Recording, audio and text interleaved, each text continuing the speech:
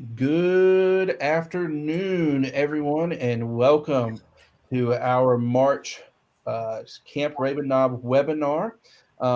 This is our Cub Scout webinar at this point in time, our Cub Scout resident camp. We will do our Scouts BSA resident camp webinar starting at 7 p.m. But here at 6 p.m., we will be working with our Cub Scouts and our Cub Scout resident camp coming up very soon, under 100 days now, June 14th through 17th. So we're very excited about our Rowdy Raven Luau this year. Just as some housekeeping things, we encourage everybody to put in the chat their pack and where you are located so we can get an idea of who we've got here this evening. We're very excited about our Cub Scout resident camp. We made a few changes to program where need be from where the national program folks had changed some of the requirements for wolf and bear and Air of Light and Webelos, some of their activities. So we were able to make some changes to where it affected our summer camp program. So we made some changes there. But we're very excited. Right now, we've got about 500 folks that are committed and ready to go for our Cub Scout resident camp and are still adding packs just about every day. So we're very excited about this opportunity and to get back up to camp and experience summertime at Raven Knob. So first things first, this webinar should last about 30 minutes or so. If you have any questions, again, feel free to put them in the chat at any point in time, and we will try to answer those live. If we do not, we will get back to you as soon as we can. And if your question doesn't get answered, you're welcome to also email us. My email and the camp registration email are listed below. I encourage anytime you send an email, send it to both of those because we've got a team of folks that respond back on our registration email, whereas my email is just Hunter. So it takes me a little bit to get back to folks at times. But we try to get back within 24 hours unless it's the weekend, and then sometimes less than 24 hours. Sometimes it might be Monday morning. So just bear with us. Also, you can feel free to call us at the council office or at camp at any point in time. You can reach the Old Hickory Council Service Center at 336-760-2900, or you could reach us at camp at 336-352-4307.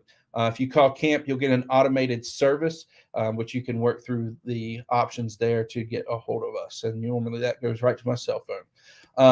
If you have any immediate questions as you work with your pack through the next couple months on registration and whatnot, feel free to give me a call at any point in time or shoot me a text or email. We try to stay fairly active in the evening times to get those questions answered while you are with your pack, so that way you don't have to remember to bring it back around next time. So feel free to send all different ways of communication to try to get us at the same time, as we know it's important to get that information out and get everybody prepared.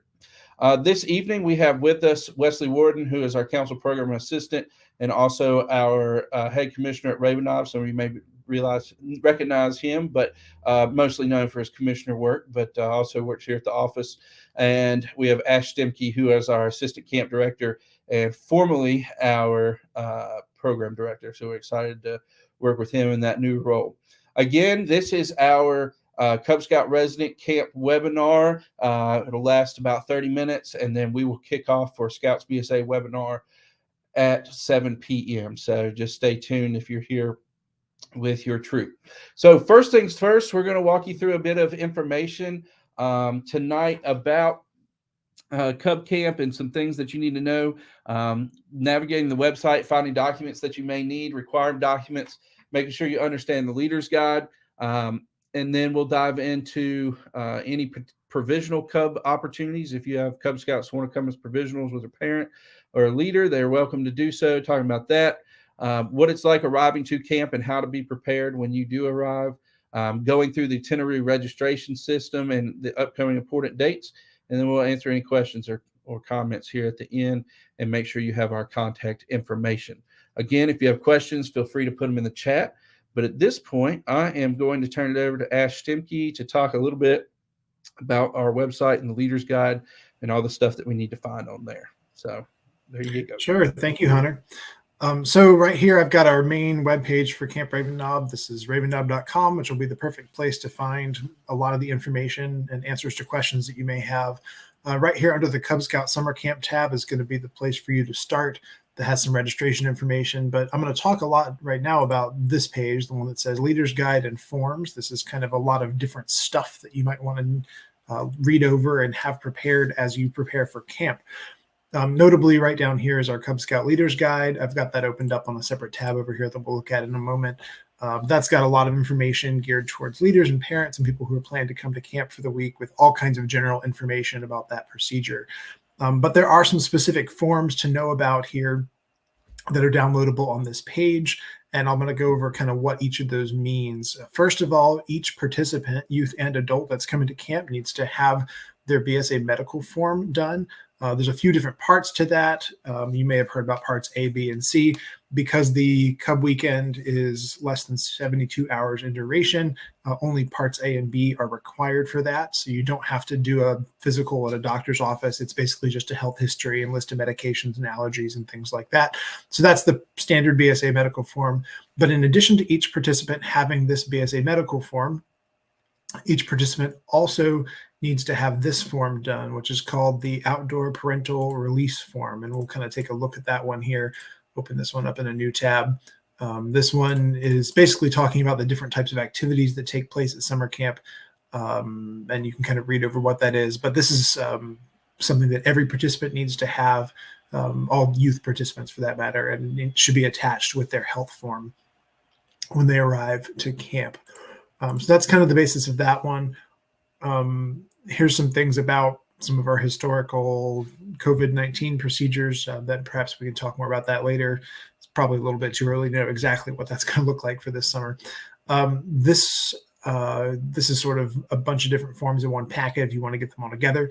If any of your scouts have a special dietary restrictions, whether that's food allergies or if someone's vegetarian or gluten-free or whatever that might be, our dining hall staff is pretty good at accommodating some of those needs. We just ask that you fill out this form here that will list each participant and what they need so that we can help work with you in that regards. This form here that says the Summer Camp at Risk Statement, this is something that we've used for the last few summers related to COVID-19 and some of the procedures and precautions we're taking regarding that. For the last several summers, we have required every participant to have one of these attached to their health form as well.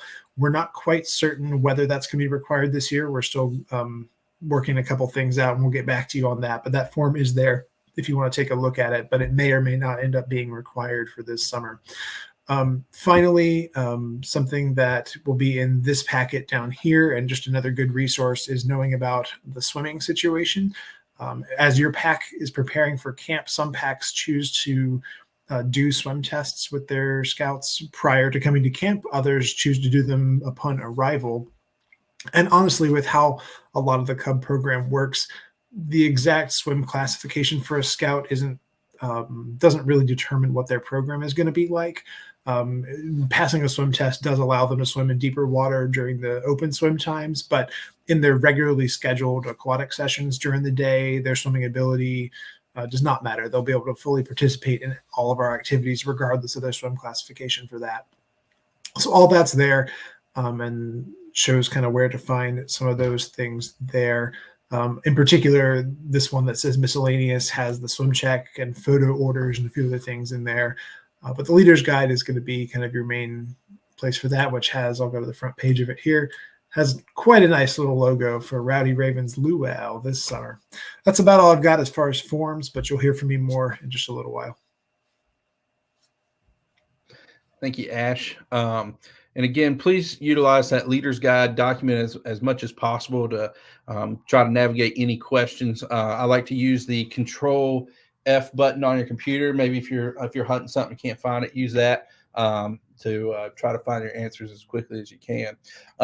Next thing I want to mention is the provisional scout opportunity. If you have scouts from your pack, or if you're a troop leader, whatever it be that you'd like to send a scout and their parent to camp, you may absolutely do that. Biggest thing to do is send them to ravennob.com and click on that Cub Scout Summer Camp tab. and send them over to Provisional Scouts. They can apply right here to be a Provisional Scout with us. And essentially all we do is ask for the information that we need, and it will calculate the price there and everything. All they need to do is register right here. When we do have Provisional Scouts, what they typically do is place them with a local pack from our area where they can get good hospitality and knowledge of the camp if they're unfamiliar with it. So we do encourage this. If your pack's not going to make it out, and you still have a couple families that want to go, or a family wants to go, be sure to share this information with them so that way they can enjoy all the activities we have to offer. We do require a parent to attend with them. So keep that in mind. You can't just send a Cub Scout on their own. They need to have a parent with them as their walking buddy for the week. So be sure to check that out and the opportunities we have there.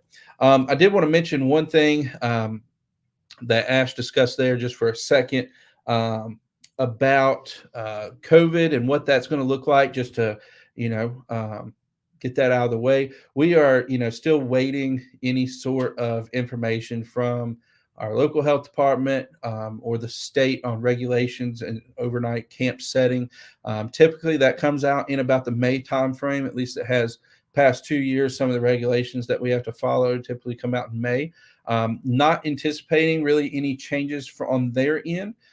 So just keep that in mind. Hopefully we can get back to a lot of the normality. We tried to bring that back last year with one meal shift and everything like that. But hopefully we'll be able to continue that with Cub Scout Resident Camp and have a great time at camp and kind of be like it was just a few years ago. So we'll keep you up to date, of course, if we get any kind of weird changes or anything from the state or local health department to try to get you on the front edge. We're signed up to get that information as soon as it comes out. So we'll decipher it and send that out to you all and how that could affect anything. All right. I think I'm going to turn it back over to Ash. Again, he is going to talk to us about arriving at camp and what that looks like, the check-in process when you roll through the gate, and how that goes. So back to you, Ash. Right. This is found later in our leader's guide. This is, I think, page 9 or so, but I just want to kind of point out a couple of the highlights here. Notably, this blurb here talks about check-in time. We want people to arrive between 1 o'clock and 4 o'clock on Wednesday afternoon for Cub Scout Resident Camp. That is about the right time, sometime mid-afternoon, for you to get settled and complete all of your check-in activities prior to supper that evening. If you arrive before 1, we won't have staff in place ready to help you yet. So please come in the afternoon and we'll get everything worked out that way. To start the check-in process, we do need to have one of your PAC representatives come to the administration building. It talks about that on here to pick up a lot of other check on rosters, check on some other forms, and just make sure that that's all good. We'll have teams available to assist you with that. But as far as what your entire PAC is going to be doing, the biggest part is sort of starting from your campsite.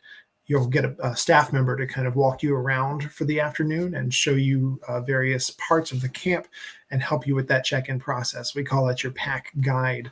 One of the first places they'll take you is to your health. We call it a health recheck. Essentially, your medical forms, either you will have sent them in advance or we'll be bringing them with you that day. And you'll sit down with a medical officer. They'll go over a few things with each participant and just make sure that is all those things are correct. That's pretty standard at every Scouts, BSA, and Cub Scout camp. Armbands, program books, and all those types of materials. There will be an opportunity for you to get a PAC photograph on the first day as well. And certainly the tour is a big part of it. Your PAC guide will show you around camp and make sure that all of your Scouts know where some of the main areas are. How do you find the waterfront? How do you find the dining hall? How do you find the program center? How do you find the chapel? How do you find the Order of the Air Arena? Fortunately, all those places I just mentioned are kind of on the main drag there in camp, but that'll be helpful for them kind of navigating throughout the week and knowing where these things are. And then, of course, supper will be that evening, wearing your uniform. There'll be a Vespers service and leaders meeting after supper that evening. And then what could be better to kick off a week of Raven Knob Luau than campfire. So that's how we'll open up the week. And that's more or less your Wednesday check-in process. Just making sure that you have any forms with you that you haven't sent in advance and are prepared for a little bit of walking around camp as you go to the medical recheck and swim tests as needed and things like that. So that's about it. And your PAC guide and other staff members will certainly be able to answer questions that you have and show you around on that day once you arrive. Absolutely. Thank you, Ash. And the way the check-in is listed here, those of you that attended with us in previous years, we've kind of switched it up. I think that we are going to stick with what this looks like right here for 2023. But if we have any changes, we'll be sure to notify you on what that may look like. The one thing that we will do prior to you guys arriving is we will send out a check-in sign-up time. That way we don't get everybody coming in at once or all at the last minute. So kind of typically the way it goes, everybody comes, half of the group comes right at check-in, the other half come right at the end. So it kind of backlogs things and jams things up a little bit. So we will send out a link, a Sign Up Genius link for you to sign up for a specific time to arrive. And those are based on 30-minute increments. And we'll let you know when we're going to send that out. So everybody's got a fair shot at signing up whatever time that you may need. All righty. Thank you, Ash. All right. We're going to go back here. The one thing I do want to mention, when your scouts come to camp for resident camp, every scout will get what we call a walking book. And it's kind of a necklace, and it's got a little book that they will wear around their neck for the week. And it has a schedule of everything. It has where the classes are located, and other things, map of camp and some other things that are in there. It's just a few-page little booklet to help navigate everybody around camp. So every scout will get one of those when they arrive. So you can use that as a helpful tool of getting around, especially for those that first time at Raven Knob for Cub Resident Camp. I do want to mention in the Leader's Guide so that folks know what exactly our program looks like. If you scroll on down towards the bottom here, through all these good details and how everything works, you will get to our program offerings for our dens. And first off, we've got our wolf and our bear programs. When you sign up for these in the system, and you'll see these in just a few minutes, when you sign up for these two programs, you will just sign up for the bear track or the wolf track.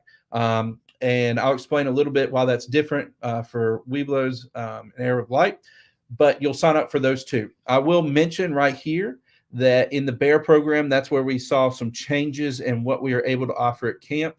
We have added forensics, so that should be pretty cool. It was cool looking over those requirements, and I'm excited for our STEM staff to show that off because they are all about it. And also super science. Those are the two that we have added in replacement of two that were taken away by the national folks and rolling out new programs. So these are the two that we've added in as the electives that they can hop in on. And it'll explain some of these things, other things that you can do while you're at camp that'll knock off some other requirements. You'll see the requirements here that are done during the session. And then here are some other ones that you can work in throughout the week. For instance, Paws on the Path, they do not hike to the knob, but if you hike to the knob during your time at camp, you can knock that requirement off. Also, number 7, discuss the animals that are found in the area. So you should be able to do that fairly quickly, especially if you leave a bag of Cheetos out under your campsite shelter, and most probably have a raccoon or a striped kitty, as we call it, come by and visit that bag of Cheetos. So be sure to look those over of the programs that will be offered for those two. And then we have our Webelos program along with our Air of Light program. So these you can sign up for on an individual basis. Similar to our Scouts BSA camp, you will register for specific classes.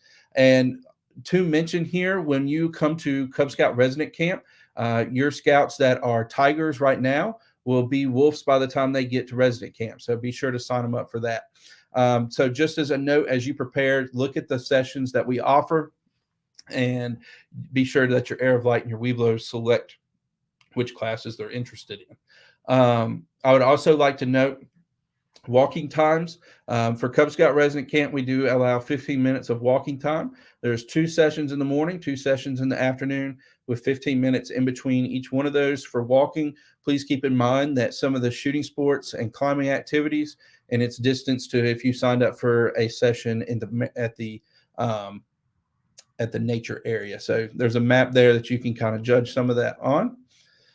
Also, we do invite tigers to come to resident camp as well. They are allowed to participate in resident camp. We do plug them in with the wolf program. A lot of that, if they came back next year, would be doing the same things, but oftentimes some of our scouts don't remember. We've got new folks there and doing new things. So we do welcome them to be a part of that program if they would like to attend. Our Lion Scouts are not allowed to attend our long-term camp, so keep that in mind. All righty, so be sure to look all this over. Again, there's a lot of activities that you can learn about, especially some of our twilight activities.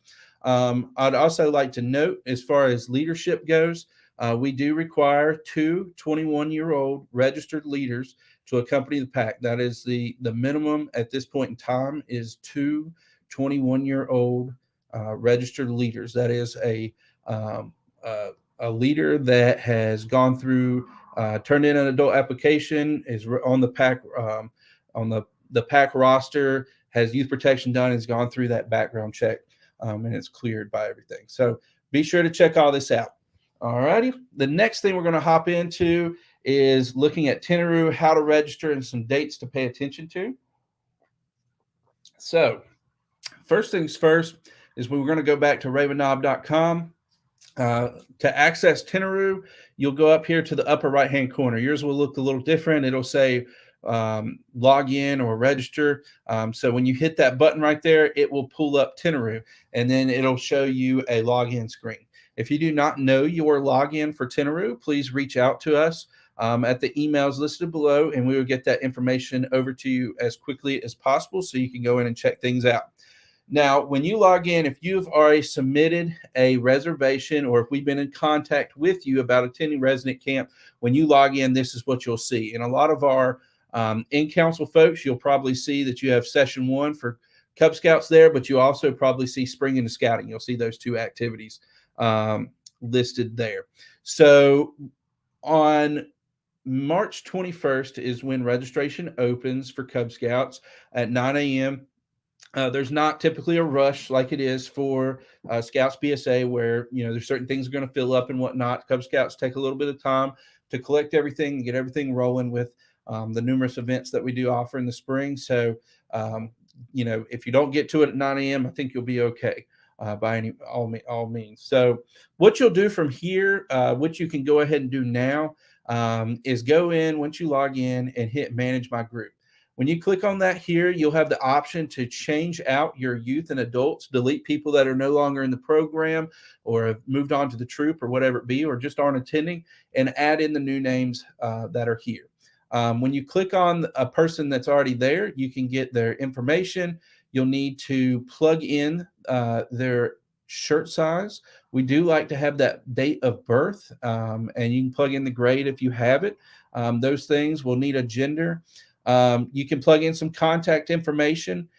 We also really like having this updated down here, which is what rank they are currently at or what they will be at by the time they get at camp. That specifically helps us with our wolf and bear dens and their program. So if you can update that, that would help us out a ton as well. All righty. So this is something that you can do right now prior to when registration opens, is go into the Manage My Group section and edit a few things here and there. Okay. On the 21st, what you're going to be able to do is click on this box right here in the middle and go ahead and hop in here. Now, if that box is not there when you log in, that means that we don't have any information from you about resident camp. That means you haven't filled out a reservation form, or you haven't reached out to myself or Wesley and said, hey, we're coming. What do we need to do? What we typically do is take the number that you give us on the reservation form and add it in here. So you may see these youth numbers show, 10 youth and 6 adults. And if that number needs to change at all, just let us know and we'll swap it around.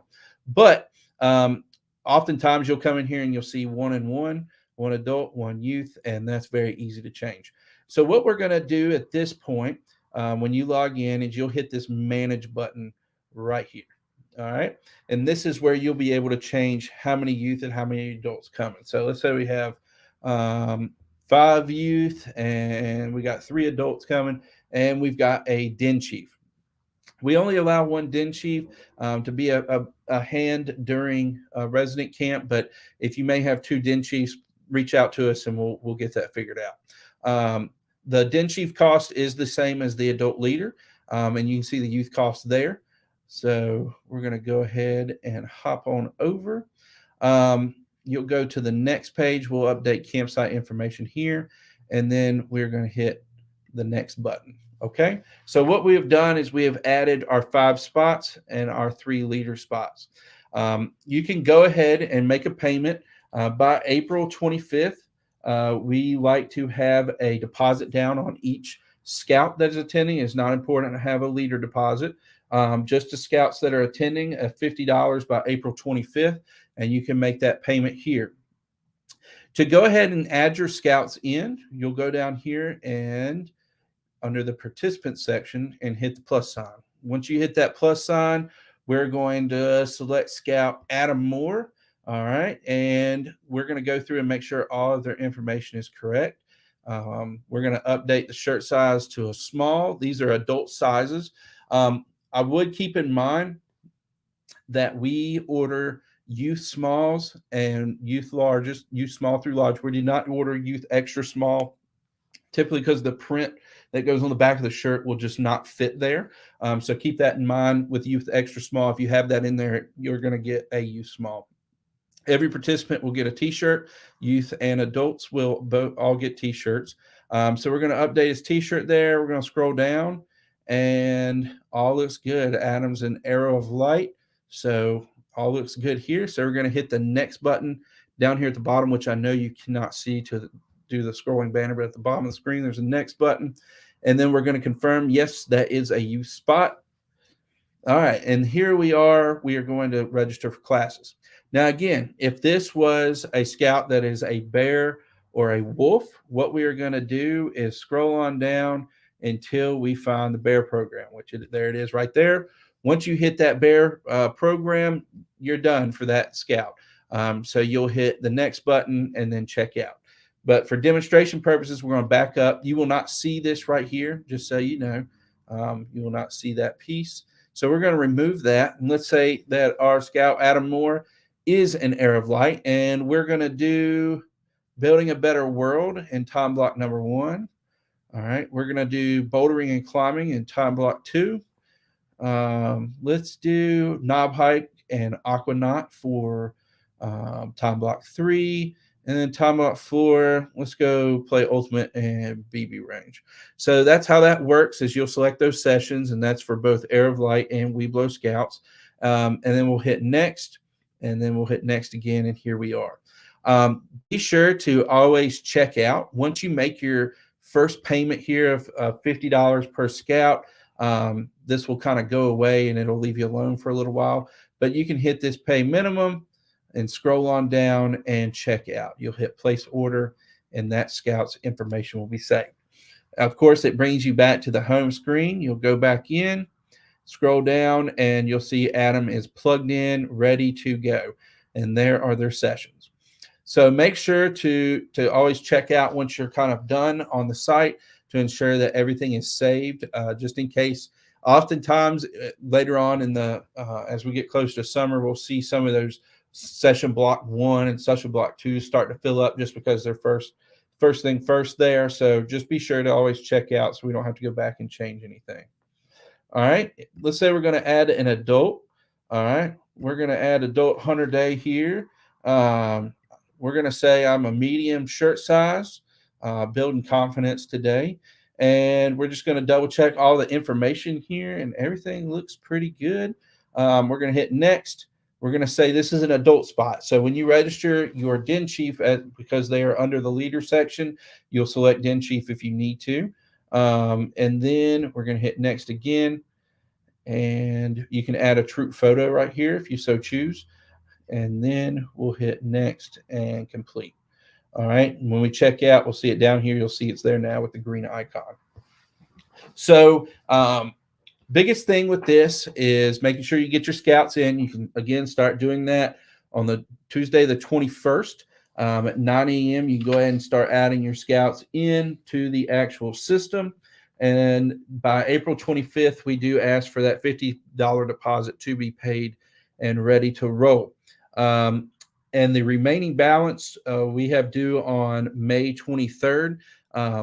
If things are coming in late, if you don't have payments and whatnot, add what you have at that point in time. And if you need to make a follow-up payment as you get closer to camp, you are welcome to. If you need to bring a check or a card and pay once you arrive at camp, you're welcome to do that. Adding scouts, if you add new scouts or somebody decides late that they want to join in, by all means, get that kid to camp. We do not deny kids the opportunity to come to Raven Knob. We want everybody to have a positive experience and not get turned away. So if you're the day before, you've got a kid that says they want to come and a parent, give us a call at camp, shoot me an email, and we're going to figure it out how to make it work to get that kid to camp and make sure they have a great time. We want everybody to have that opportunity, mostly because that's how I got to go to camp my first time. I had like 3 days before the next week of summer camp, and somebody told me, do you want to come to camp? And I said, yes. And Raven Knob made it happen. So then I came to camp 3 more weeks after that. I think they were ready to get rid of me, but look at me now. So still here. But we always want to make sure we have our kids available at camp. All right. Again, if anybody has any questions, be sure to put those in the chat. I know it's typically quiet for our Cub Resident Camp webinars, but you're welcome to throw anything in there or shoot us an email afterwards if you have any questions. I'm going to go ahead and stop sharing. I'm going to add back Wesley here, and we'll add back Ash. If you have any questions, Wesley, Ash, anything that I may have missed here on the Tenaroo site that you guys can see? Nope. All right. Wesley, I think you've got some stuff here on our contact information. If we want to share that, there it is. Nope. Sorry. There we go. Wesley, you got anything you want to add? Yeah, I would just say, if you have any questions, please reach out to us at these numbers here. That's the office, the council office phone number there, extensions as well. If you have any questions, please, reach out. I know sometimes leaders are like, oh, like, I know I don't want to be a pain, but I just had this question. Trust me, you're not being a pain. We want to know your questions. We want to go ahead and answer those on the front end before you arrive. So please, by all means, you can also email us at registration at ravennob.com, and we will answer that as well. So, yeah. Absolutely. Yeah, don't ever feel like you're being a pain reaching out to us. We are here for you. We've got leaders we hear from every day, every week, once every 2 weeks, and sometimes never at all, which is fine as well. But we want to make sure you're getting the correct information. We know that at times we misprint stuff or something doesn't look right, and you guys figure it out quicker than we can. So be sure to reach out if you have any questions. But at this point, I'm going to call it a wrap on our Cub Scout webinar. If you're sticking around for Scouts BSA webinar, please do so. It starts at 7. We're going to take a brief intermission. Also, if your pack is not signed up yet, please reach out to us or submit the reservation form on ravennob.com for Cub Resident Camp. If you're a troop already on here a little bit early, you got a pack back home, feel free to pass this information along to them. We would love to have your pack join us. We do welcome both in-council and out-of-council packs to Cub Resident Camp. We've had packs from all over the South join us over the years, from here in North Carolina, but also Tennessee, Virginia, West Virginia, South Carolina, Georgia. We've had some packs from Florida, Alabama, and a pack that attends from Texas on a routine basis. So feel free to share this information with them and come join us for Cub Scout Resident Camp. Also, put a plug in for Spring into Scouting, which is our event coming up at the end of this month, March 31st through April 2nd, Cub Scout Adventure Weekend. Should be a ton of fun. If you're looking for information, go to oldhickorycouncil.org, and on the scrolling banners that go across, I think it's the second or third one, you can get the information there. So we'd love to have your pack attend with us. Our theme for those weekends are camp, fish, hike, or fish, camp, hike, or whatever order that you want to put it in. So kind of an emphasis on hiking around Raven Knob. If you haven't had the opportunity to hike around Raven Knob in late March, early April, it is absolutely a perfect time to be there. The temperature during the day is absolutely spectacular. So I definitely encourage all that want to take part in that. Come on. So, and even if your pack's not attending, share that information with your parents so that they may want to bring their scout to that event. So, all righty. Well, we appreciate everybody being here. We're going to hop off and put up a intermission page, and we will see anybody hanging around here in about 25 minutes for Scouts BSA webinar. March 15th coming up with session registration. And we're going to talk a lot about that here in a few minutes. So let us know if you have any questions, as always, and we will see you all soon. Thank you.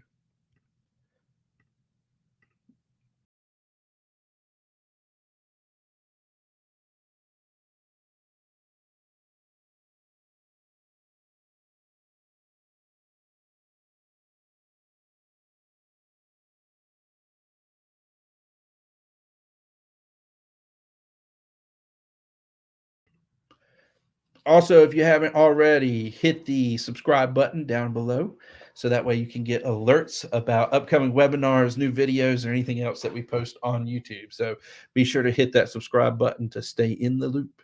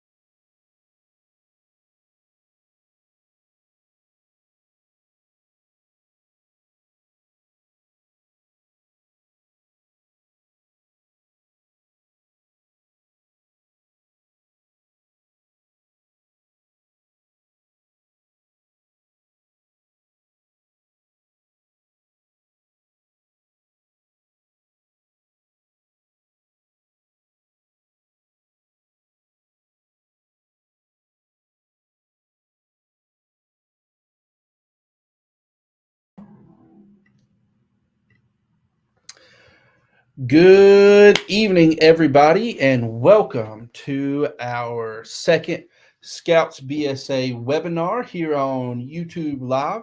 We appreciate everybody joining us here this evening to talk about registration and what all that is looking like, and how to be best prepared in the next few weeks and the coming months as we get ready for Summer Camp 2023 at beautiful Camp Raven Knob. Of course, my name is Hunter Day. I'm the camp director. This evening, we have with us Wesley Warden, who is our council program assistant, but best known for his abilities at Camp Raven Knob as our head commissioner. And also, we have with us Ash Stemke, who is our assistant camp director, formerly our program director, and moved up to a new role with us. First thing first, I want to address the question at the bottom of the screen. How are Scouts like socks? Just a little joke to get things started. And that answer is because they come prepared. So as we get ready for camp here, they come prepared. Ash was trying to figure out what that was going to be, and there it is. So glad I can answer that for you, Ash. As we get going, be sure to add your troop number and your location, where you're from, down in the chat if you get the opportunity to. Also, feel free to use that chat to throw out any questions that you may have that we can try to answer here live, or you can shoot us an email. Our emails are on the bottom there. You've got my email and our registration email.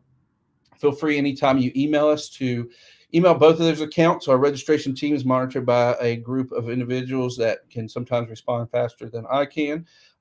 You can also reach out to Wesley directly as well. Most of you have reached out with questions. Have probably heard from Wesley in the past few months. So any questions you may have, we're happy to answer. But we're very excited about summer camp this year. We've got a lot of opportunity, a lot of new faces joining us. And so we want to make sure that you all have the details you need to accurately get ready for summer camp.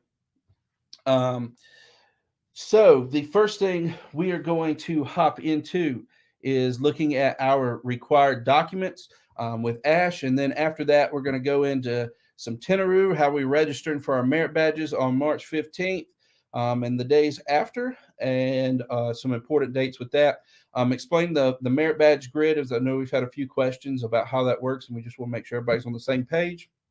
And then looking at some of our programs and program details, as we may have mentioned in the last webinar, some things that you may need for specific classes. And then we'll have any updates at the end, and make sure to put up our contact information for how to contact us going forward, phone numbers and all that good stuff. Again, if you have any questions, put them in the chat. And if you want to make sure you're staying on top of things, be sure to hit the subscribe button there below to get updates directly from us as we prepare. If you miss an email or a message from Tenaroo or Facebook, whatever it may be. Also, I definitely encourage anybody, if you're on Facebook and Instagram, be sure to go out there, give us a like and a follow to make sure that you're staying on top of things. We put a lot of updates there, a lot of photos of what's happening around camp. With facilities, what the camp looks like, and how we're getting ready for things. We are just at, what is it, Wesley, 103 days, is that right? 103 days away from week 1 there in June, starting on Father's Day, and so we're very excited about getting this thing kicked off. So nonetheless, we're going to go ahead and start. We expect this webinar to last about 45 minutes, and if we need to answer any questions, we'll extend that a little bit. But I'm going to turn it over to Ash Stemke to talk about our required document. Absolutely. Thank you, Hunter. So I'm going to start here on just the regular old ravennob.com and show you where to find a lot of these things. You'll want to start by going up here to where it says Scouts BSA Summer Camp. There's all kinds of good information up there. By the way, while we're on this main page, if you or any of your scouts are interested in learning more about our program and all the stuff they can do during the week, I encourage you to look at the program tab. Many of these links, which we'll talk about later, have some pretty cool stuff there.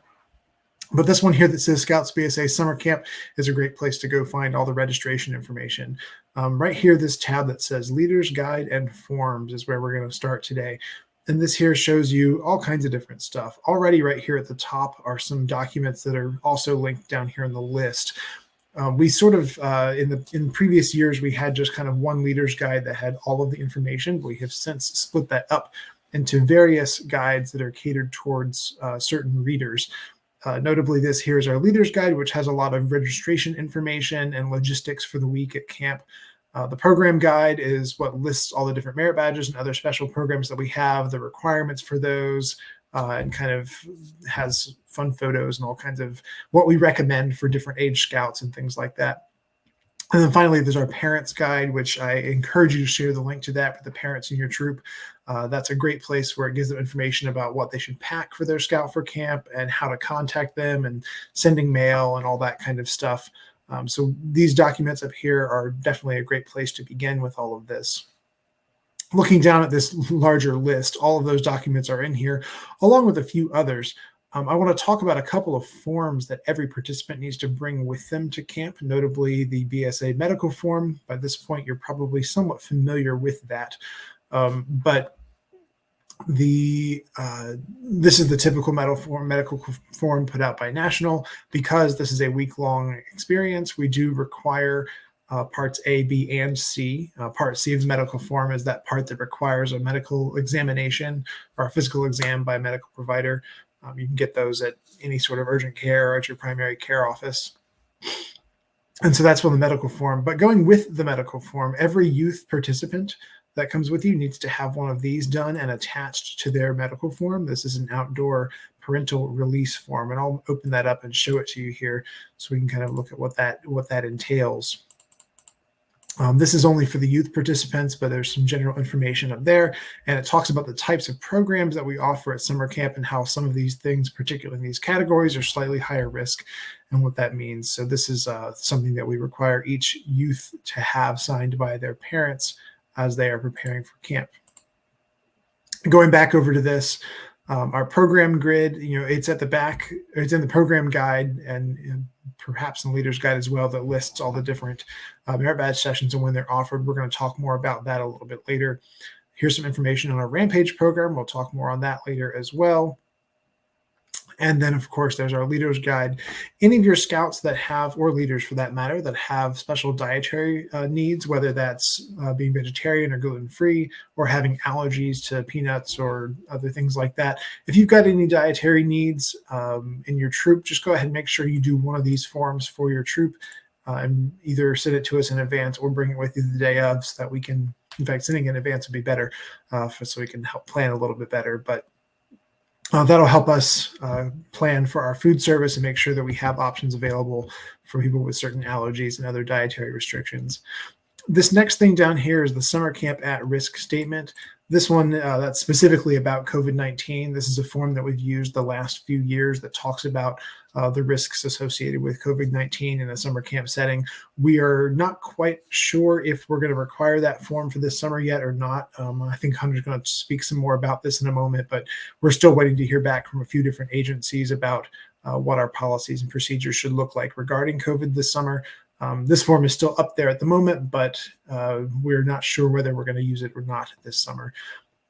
This one down here, this supplemental medical form, I want to talk about this one specifically because it's got a misnomer at the top. It says here that this must accompany the BSA medical form for all campers.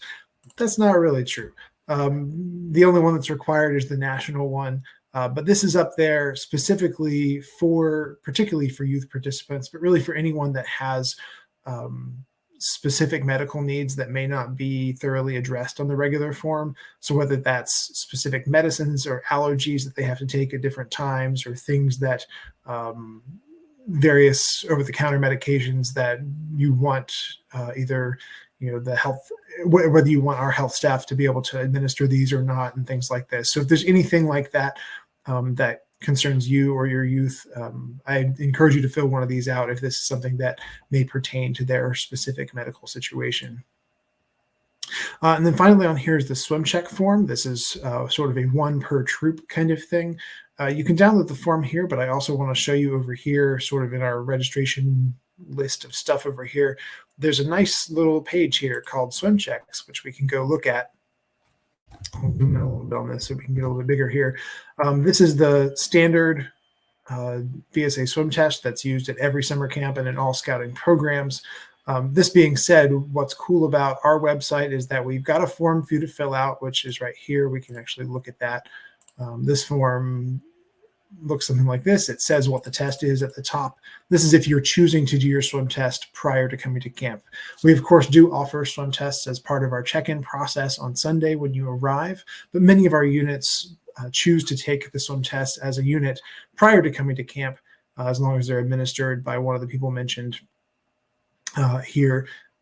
You can fill out that information, have it signed by the person who administered the test, and we generally will honor those.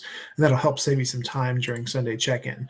And what's even better is you can bring the form with you and hand it to the aquatic staff when you get down there on Sunday. But something that a lot of units choose to do is actually upload it here. So once you've filled out the form, if you take a scan of it, then you can actually type in this information, upload the completed form right here and submit it, and we'll get it electronically and have it there ready for you when you arrive at camp. So I would encourage you to send these things in advance if you get them done prior to camp. That's, once again, just one fewer piece of paper you have to keep up with on Sunday whenever you check in. So that would be something I would recommend as a time saver and a memory saver, as we might say. Okay, looking back at this page, there's a few more things here. The leader's guide, program guide, parents guide, all these things. I'll talk more about Rampage here in a little while, but I would encourage you, if you've not already done so, to peruse each of these guides and all the different information that's in there. If you've got a question about a policy or something like that, it's probably spelled out somewhere in one of those guides, but of course we are always more than happy to answer your questions via email or here on this webinar if you've got them as well. I think that's all for me for right now. Back to you, Hunter. Thank you, Ash. And I'll go ahead and mention talking about COVID, that COVID form. We're just waiting some guidelines on whether that form is still necessary at this point for the summer of 2023.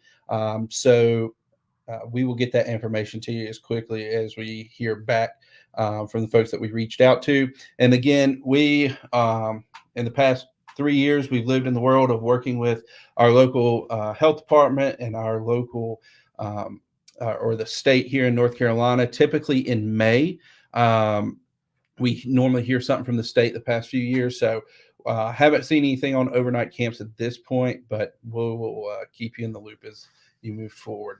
To answer the question about American Red Cross lifeguard can sign off on the swim check, Ash, I do believe that is correct. Is that right? American Red Cross can sign off on a swim check?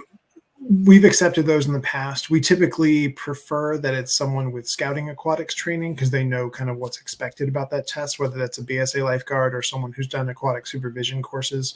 But if you turn in one that's administered by a Red Cross lifeguard, we'll probably take it as well. That being said, just one thing to keep in mind about swim tests in general is that we do have a lake at summer camp. It's generally an excellent temperature for swimming, if I do say so myself.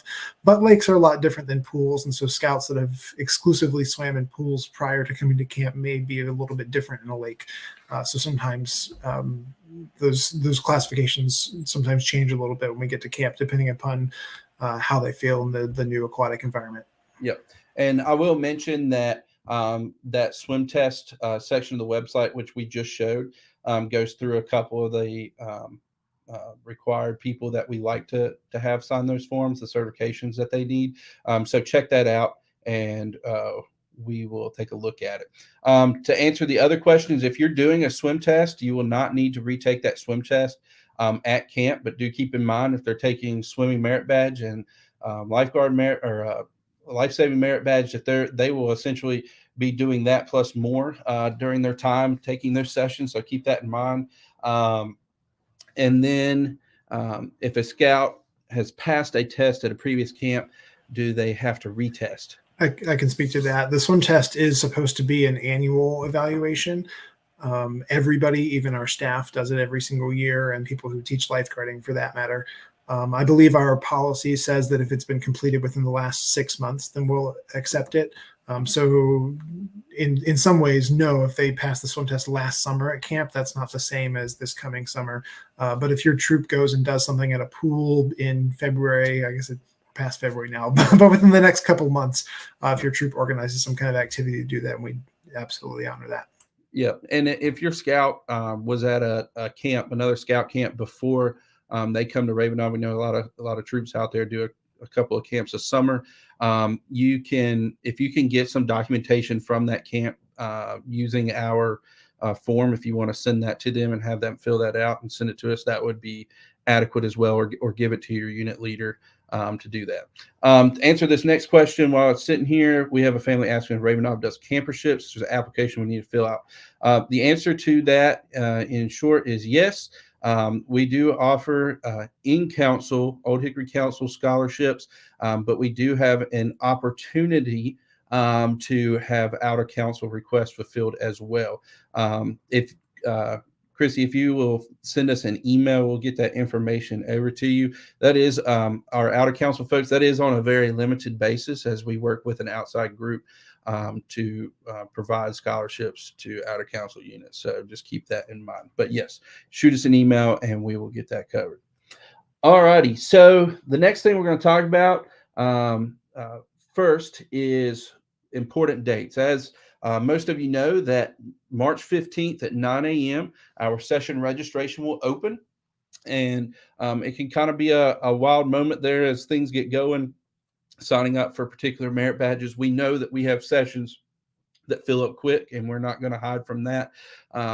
We have several sessions, particularly some of our Eagle required sessions like cooking, communications, and then also some of the more high adventure opportunities like ATV, climbing, and then some of our shooting sports between rifle and shotgun. Those sessions do fill up quickly. So I would always encourage anybody working with scouts, picking their sessions to always have backups and what that second's going to be in case it is filled. Here in a second, we're going to talk to you about how that process works. And if you've got a one scout that really want to take ATV or really wants to take shotgun, get them ahead of the line there and get those done first. So keep that in mind. We do not have the wait list option available.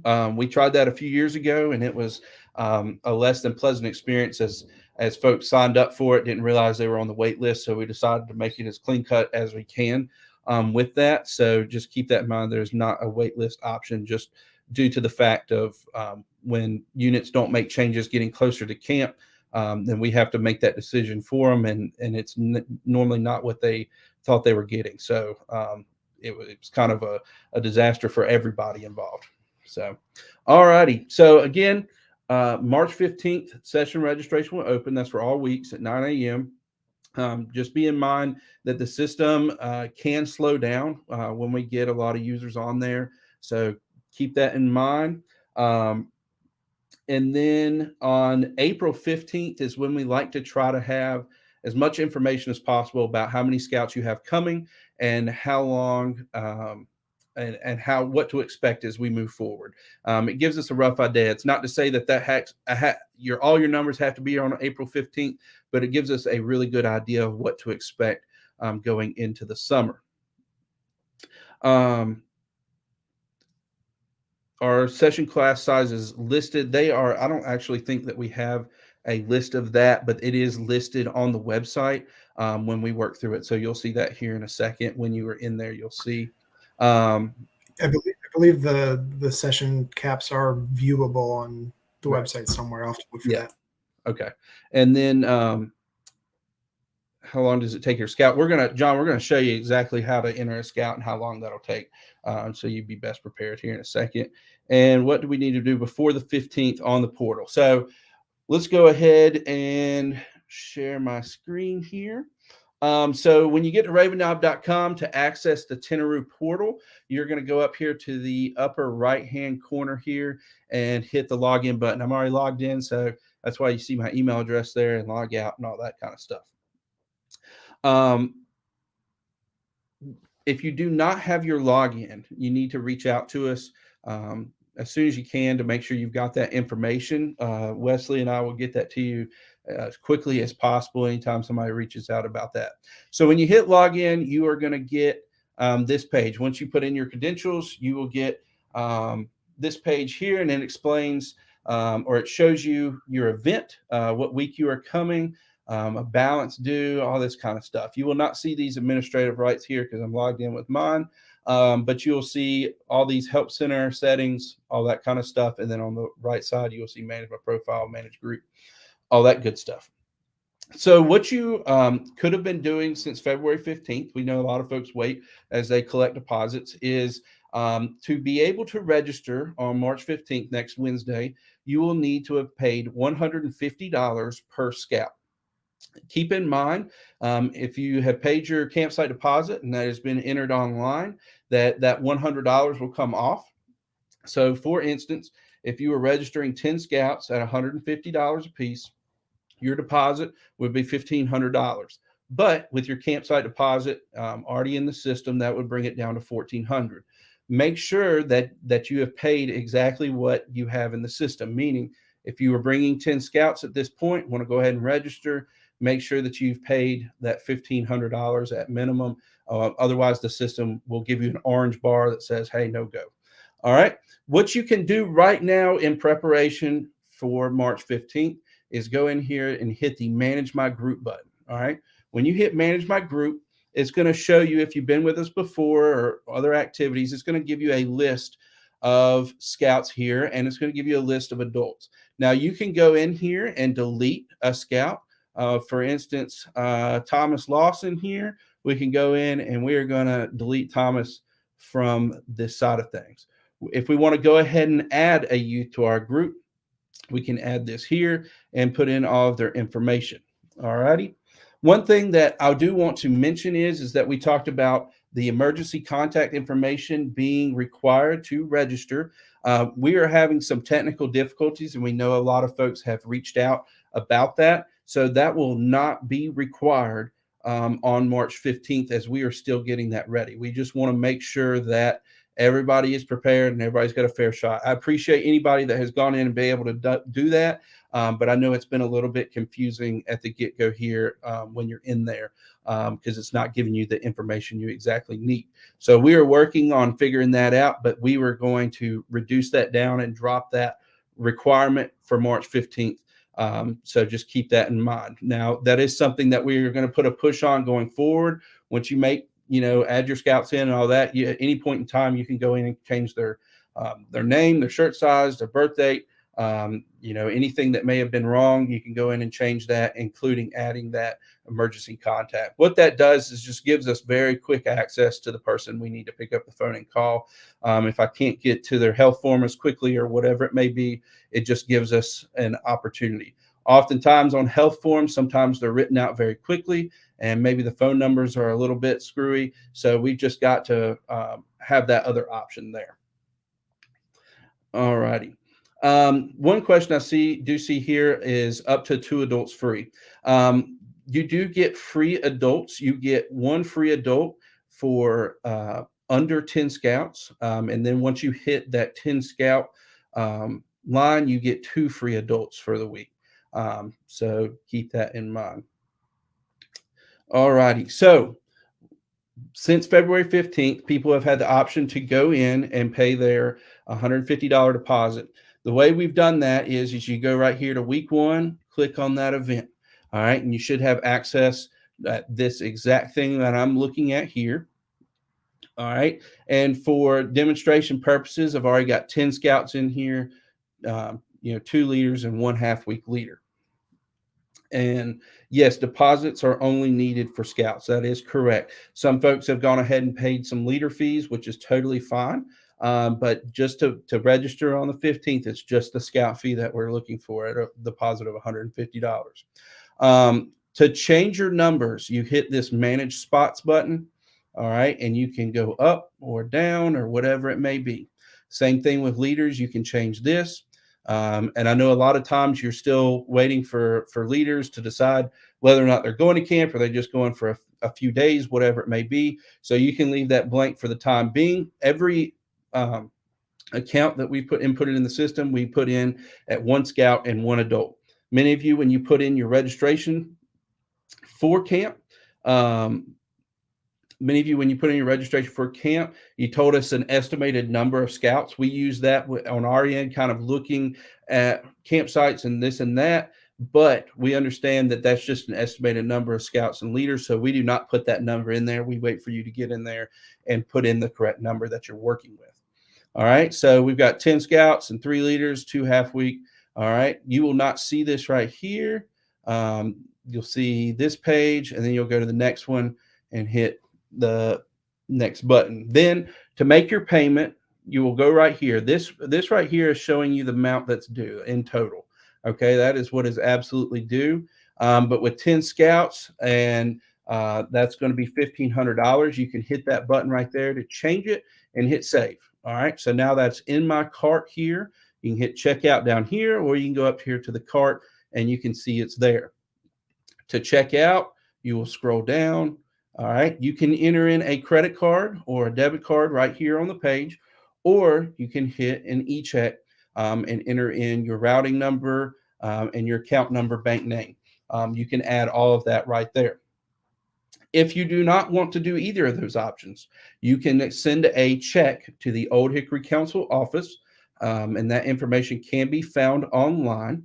The address is 6600 Silas Creek Parkway, Winston-Salem, North Carolina, 27106. If you're mailing, or you're welcome to call the council office here and put a payment in over the phone. You can either do that with Wesley, who's going to plug it right into Tenoroo, or you can work with our office staff here at the Old Hickory Council to add that in. So just for demonstration purposes, because I do not want to book a payment, we're going to look right here at our sessions. So to go ahead and add a participant, this is like March 15th, 9 a.m. This is what you're going to be able to do. You're going to be going down here to hit add participant, and you're going to pick a scout. So we're going to say William Green. You can see their information here, shirt sizes, birth date, all that good stuff. And because I have not, okay, I've already turned off the emergency contact, so we're done there. We're going to go ahead and hit next. Sorry, got 2 things here. Let's see here. This contact information, that's the one I've got to get rid of. Sorry, apologies there. But we're just going to plug in something. Okay, so that's there for now. Make sure to put their gender and their shirt size. I did see a question about shirt sizes. Shirt sizes can be added at a later date. If you just need to throw something in there, that's fine. But please make sure you update that as we get closer to camp, because we order T-shirts usually 2 weeks out per week. All righty. So we're going to hit the next button. Sorry, I guess my email is not valid. There we go. I thought it said name. My apologies. All right. And we are taking up a youth spot, which is correct. If you are registering a leader, that right there, it'll pop up as a leader or a half week lot option. So just make sure you select the right one. All right. We're going to hit next down the bottom. I know you cannot see my next button. It's being covered up by the ticker down below. So it's going to load up here. 1 second. So here we are at merit badge registration. You can see here where it shows the spots available. To answer that earlier question, it will show the time and all that good stuff. Now, a lot of folks have asked on our merit badge grid, which I'll show everybody here shortly, what do those numbers mean? They got all these random numbers on there. What do those mean? And what that is a easy way for you all, as you collect merit badge sessions from your scouts, what sessions they want to take, is that you can write down that number rather than writing out the whole class. And then when you get here, you can hit the old Control F button and find that session. So for instance, 701, or actually it's not 701. It's 101 now. Oh, it's 101. So it's at the very top. Sorry, Raven Scouts used to be 701. Now it's 101. So for instance, you can search 101 and hit the Raven Scouts button there. All right. So when you sign up for a session, it will automatically delete any sessions that would conflict with that session. So keep that in mind.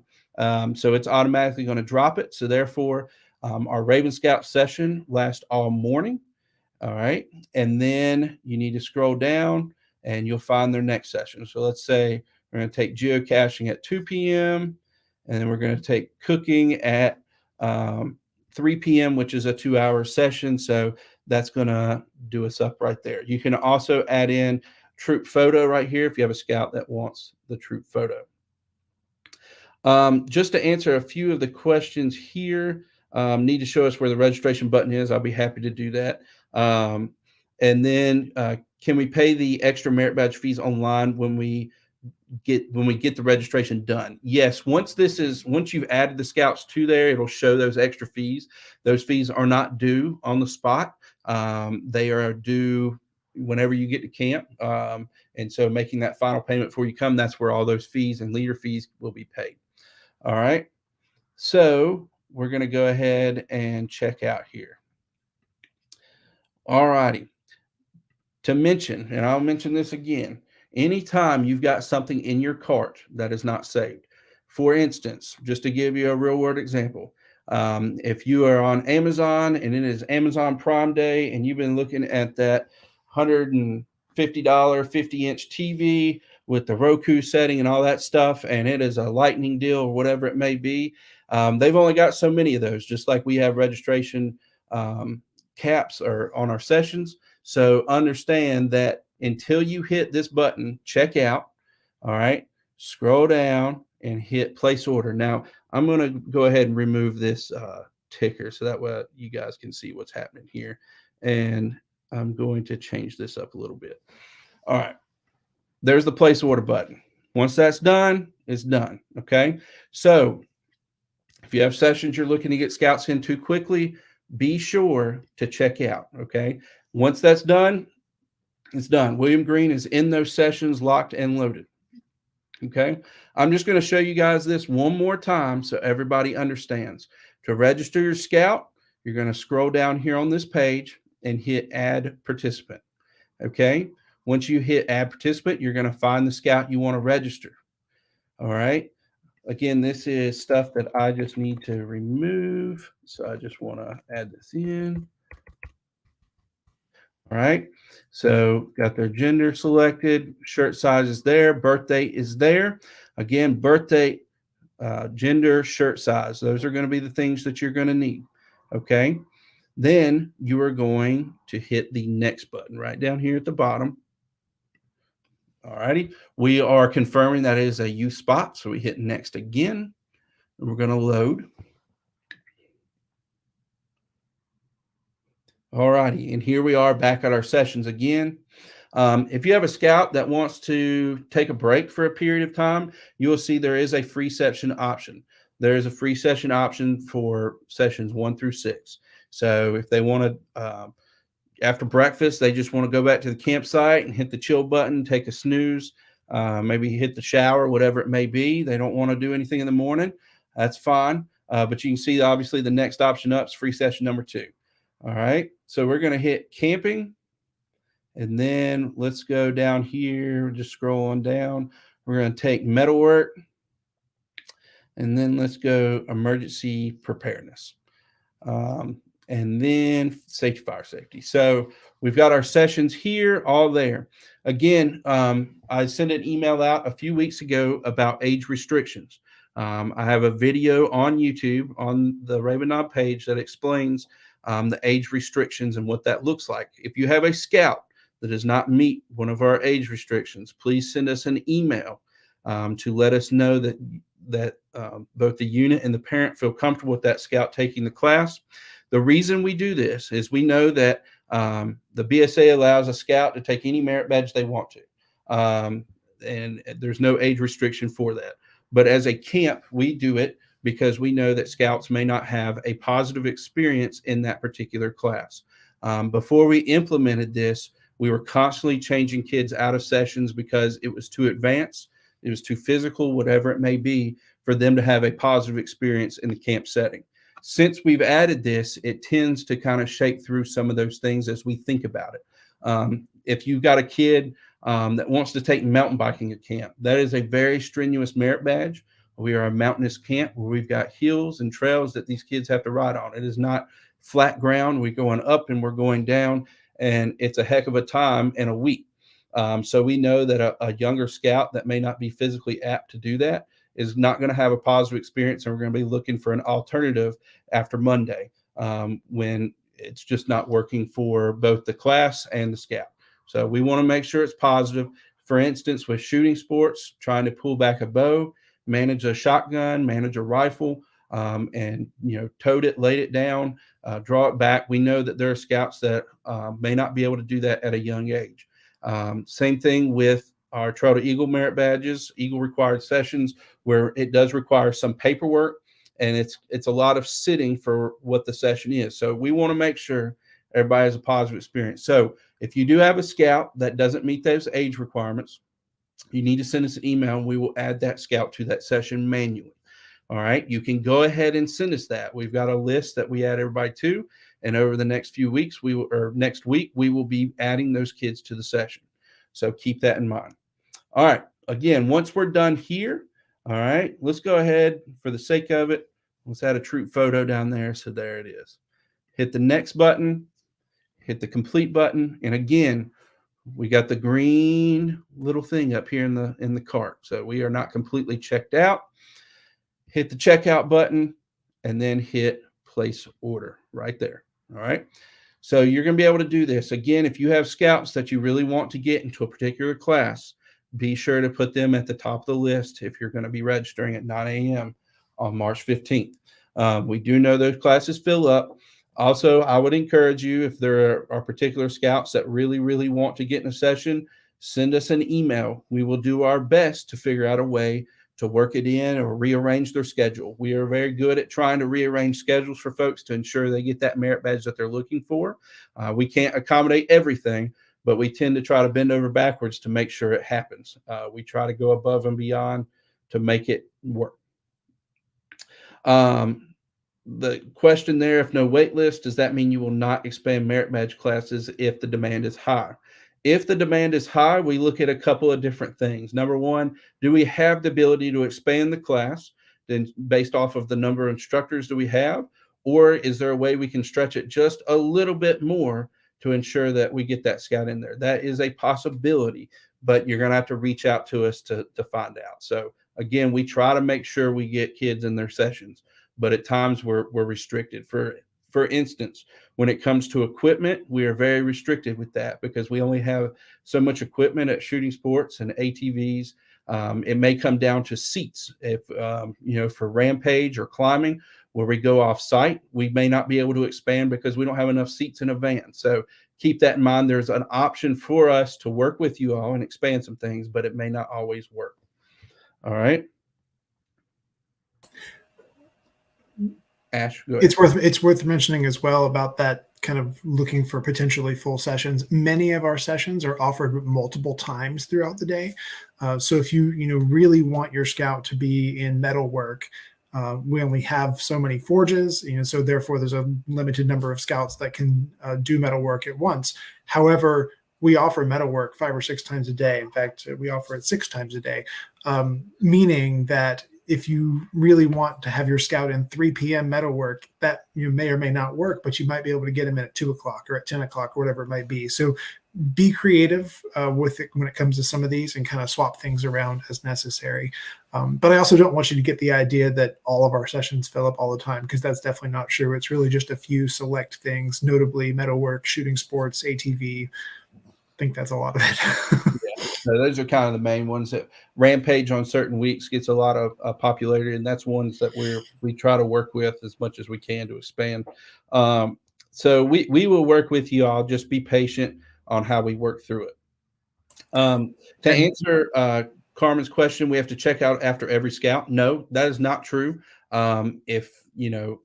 I will say March 15th is wild and things are getting going and people are signing up for sessions. It's good practice to check out, but you do not have to do that.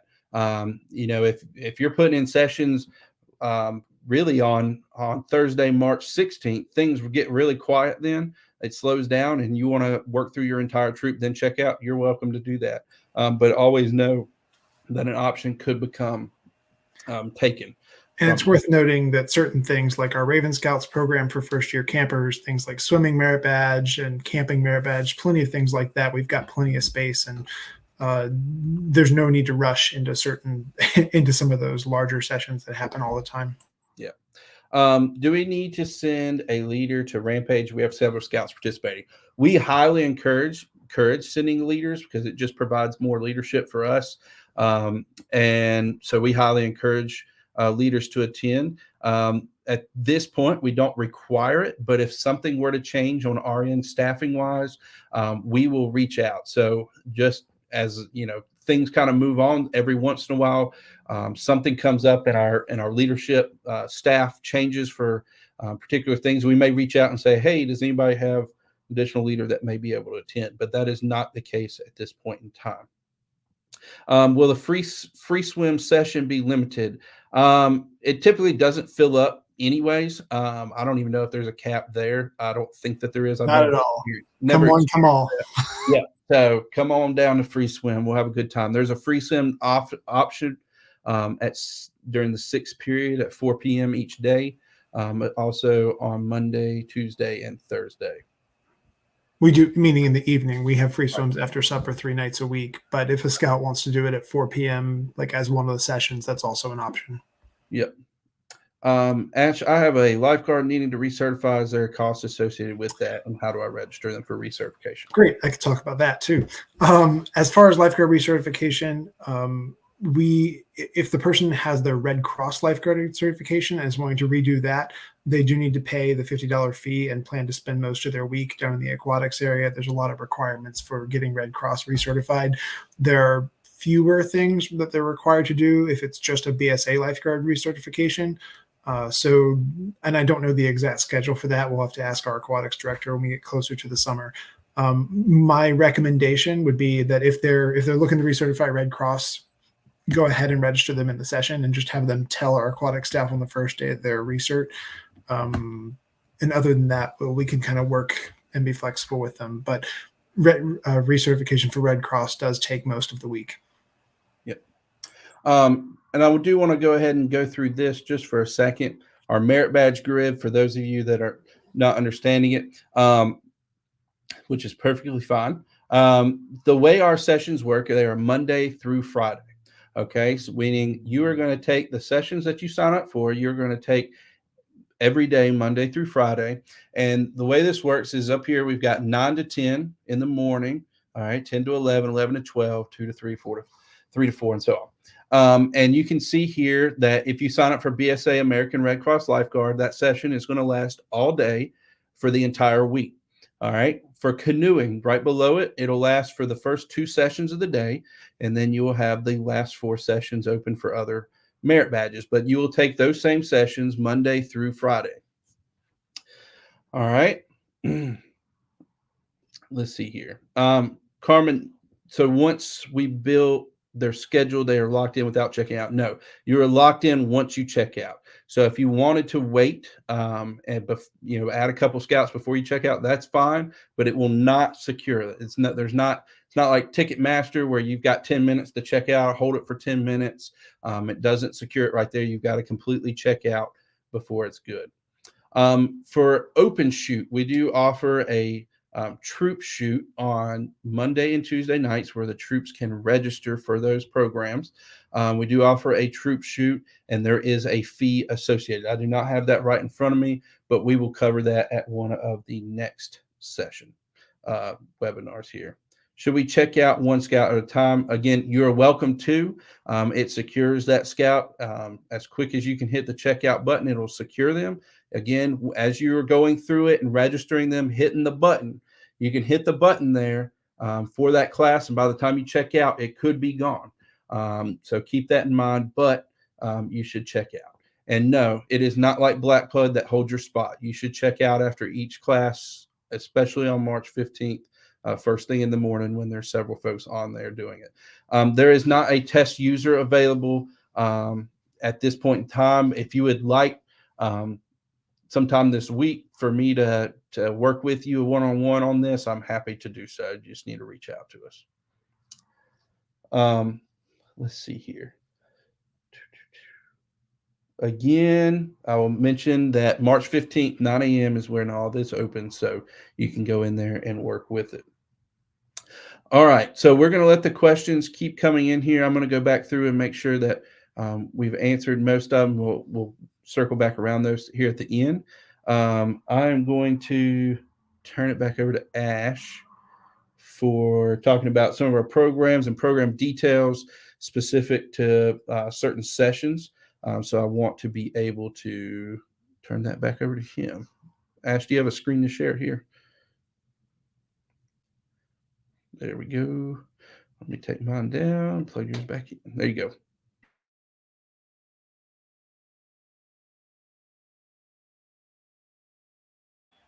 Unmute myself. There we go. That's what I needed to do.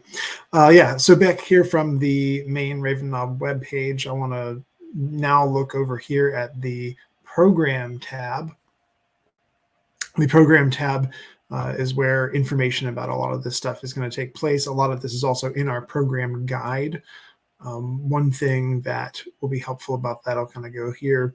This has some general information and all of that, but actually, let me go grab that other thing real fast over on that Leaders Guide and Forms page. There we go. The program guide. This is this particular book right here.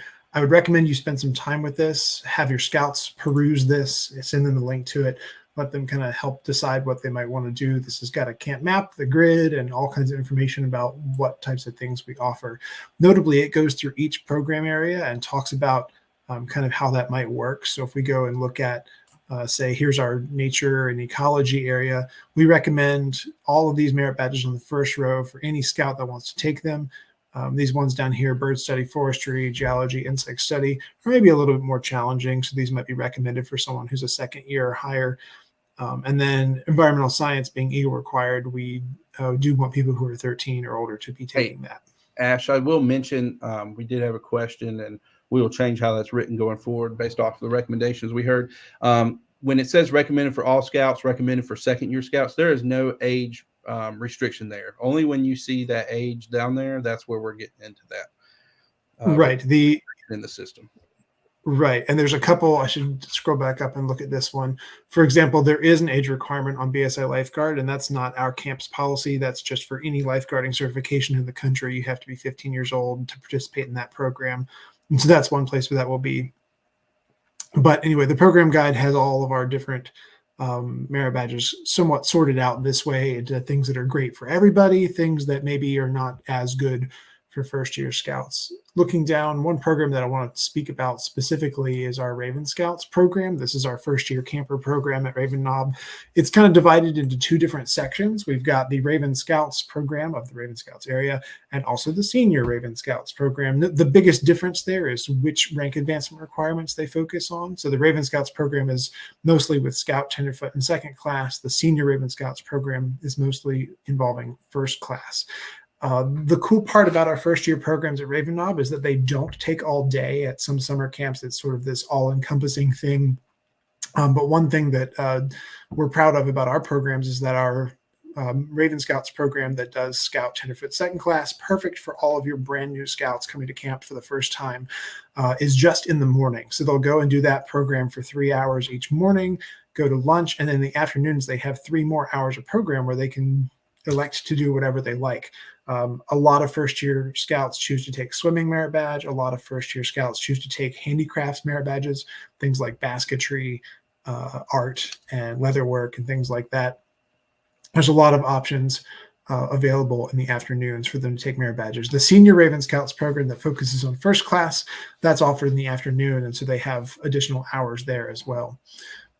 Another part of our program I want to talk a lot about is our high adventure programs. We're moving from our first years all the way up to our older scouts here, older youth. Our Outback is the term for our high adventure program altogether.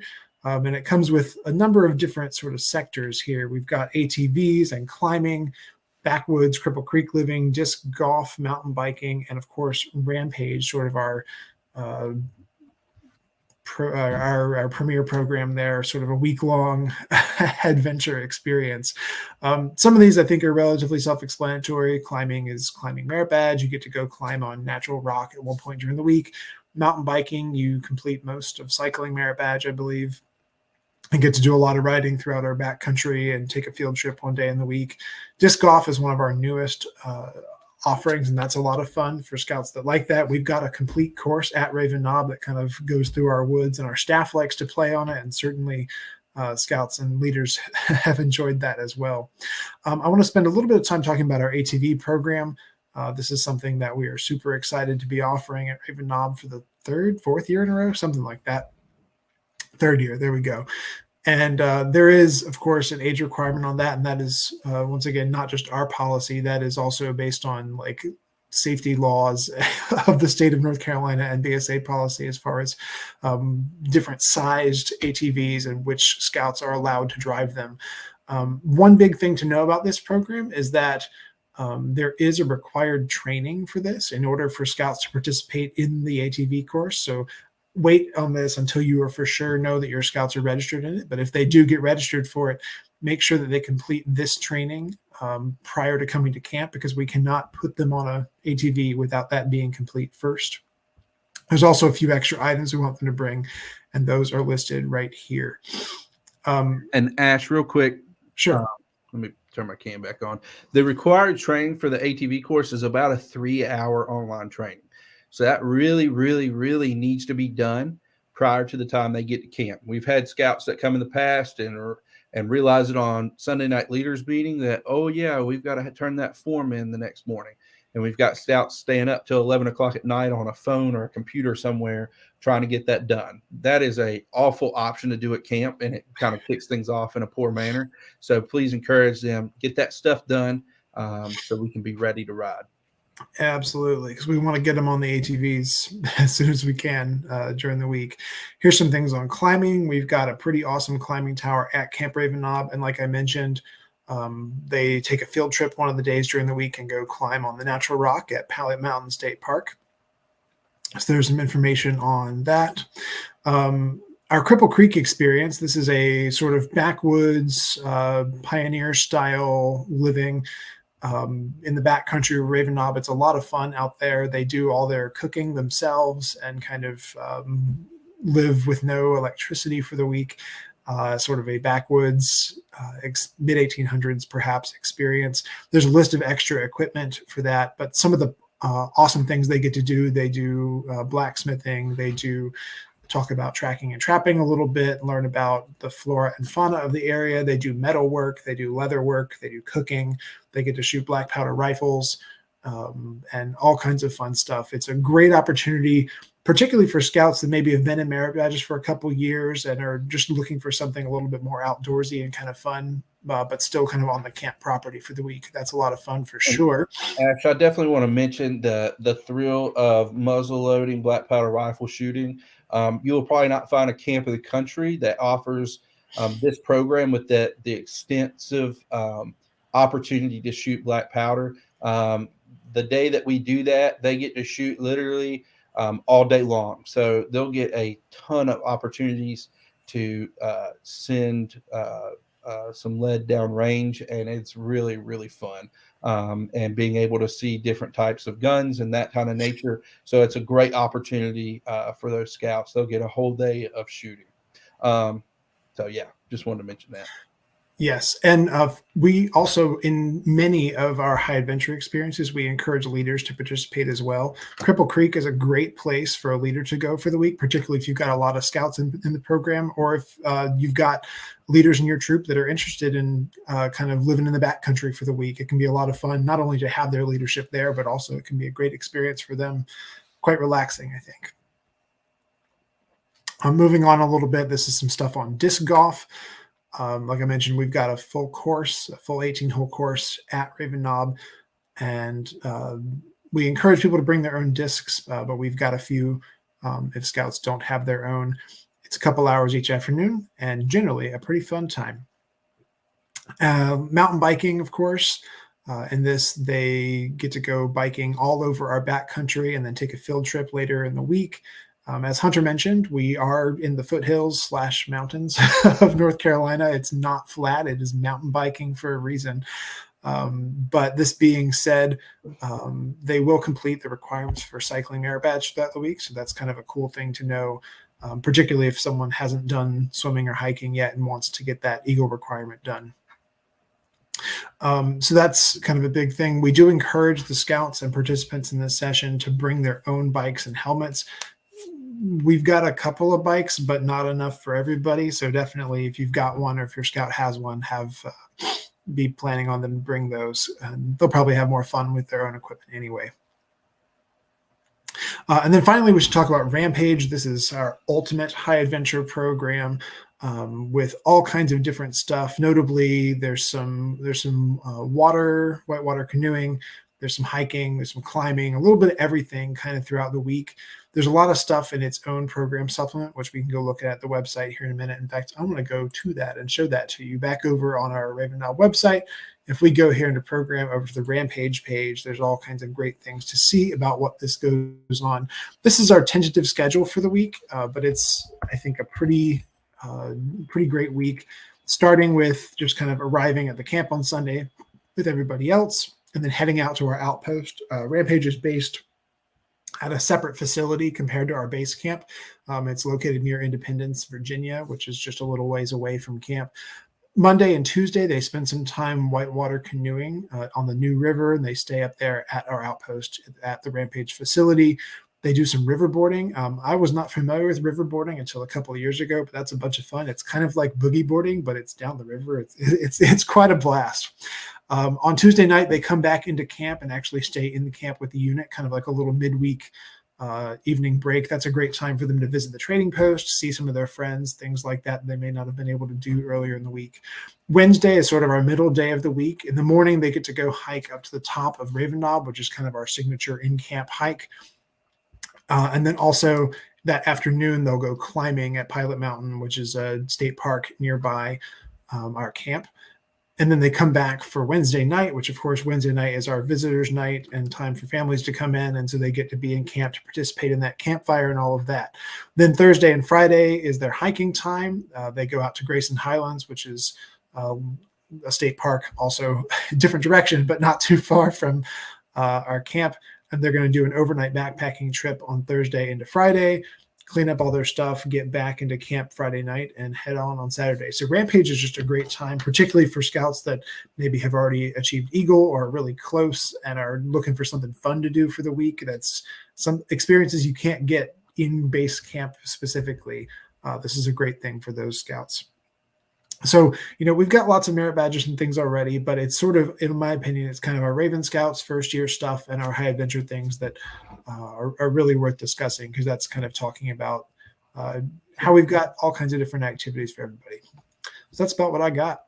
Cool. Thank you, Ash. And I think we've answered most of the questions here in the chat. I do want to pull up. I'm going to go ahead and drop your screen here. We'll add Wesley back in.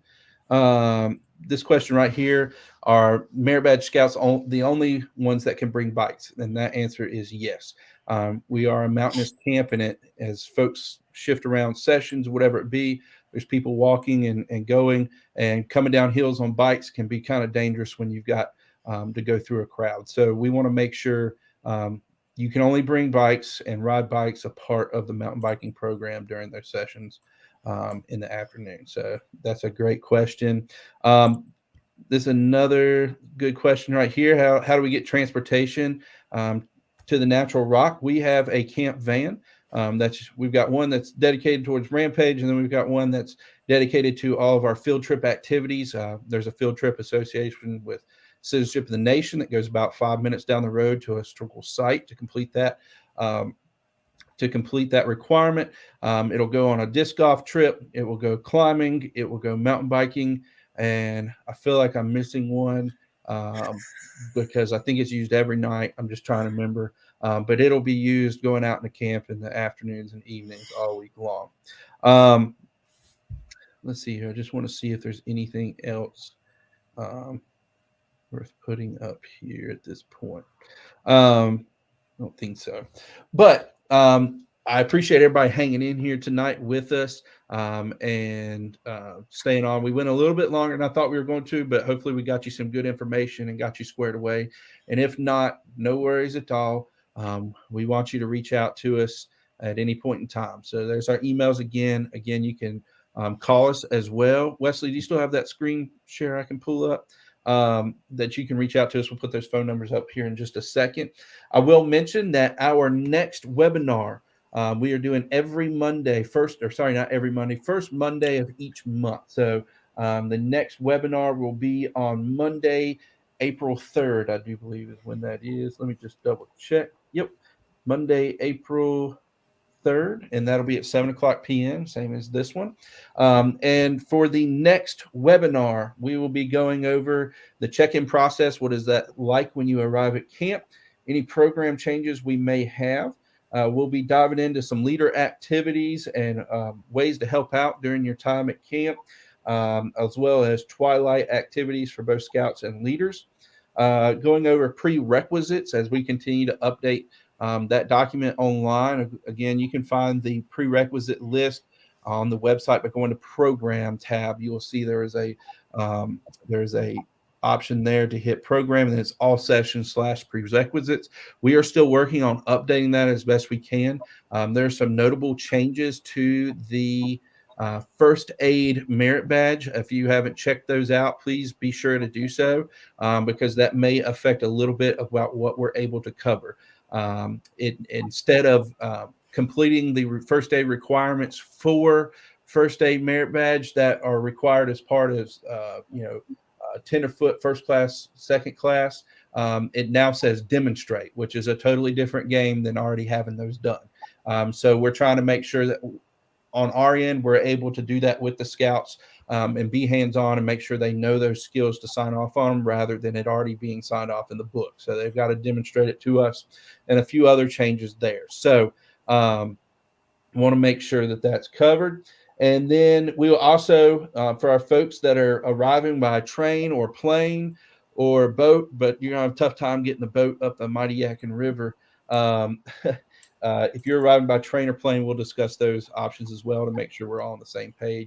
And if you haven't reached out already about arriving by train or plane, please do so, just so we have an idea and we can explain a little bit more.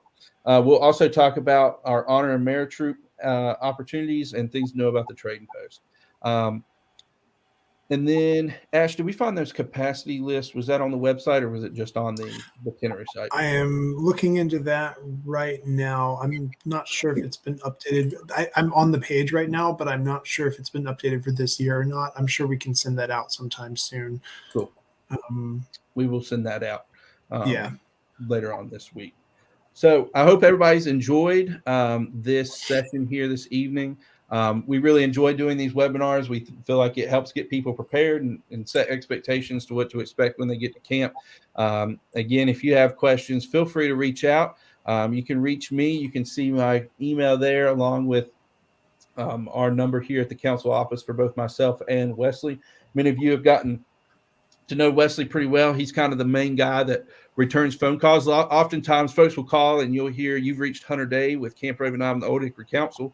And then typically I'm kind of working on the facilities and some of the back end stuff with camp, and Wesley's more of our front end guy with answering questions. So oftentimes you'll get him calling you back and it's not me. So just keep that in mind. But I think many of you are becoming familiar with Wesley here at the office with me. But feel free to reach out anytime. You can use these numbers. You can also call us at the camp line that's listed on the website and on Google and whatnot. You'll just get an automated service that'll direct you more than likely to my cell phone, or you can leave a message there once you get through all the options, and we'll get that digital recording sent to our email. So if you need anything at all, reach out. And one of the things I like to tell our troops that are coming, we know what it's like being a volunteer and trying to get this information to scouts and families at a rapid pace and making sure they're prepared. So if you're at a meeting at 8 o'clock at night, 8:30, 9, and you got a question, give me a call, shoot me a text, shoot me an email, and I typically respond pretty quickly because I know you're standing there with 20 scouts in front of you looking for a particular answer, and we want to make sure you get that then and not have to remember to get that information back out to them later. So in the evenings, if you guys want to text me, by all means, shoot me a text. Oftentimes I'm with my wife doing stuff, but it's no problem at all. I usually respond quick. We're in summer camp season, so everybody's on the same page. And I think I have my phone number right there. There it is in case you need it. 880-4743. So feel free to shoot me a text at any point. A lot of you figured that out, that I respond very quickly to that. So if you want to use that as an option going forward, by all means. But we appreciate everybody being here. It's been a great evening to get this information out. And if you need anything at all, reach out. Don't hesitate. Don't think you're bothering us, because we are here to literally serve you. So we're excited about this summer and all the opportunities we have to bring your scouts to Camp Raven Knob and show them what scouting is all about in the foothills of North Carolina. So love it. And we hope to see you guys soon. We'll at least see you on April 3rd. So thank you so much, and see ya.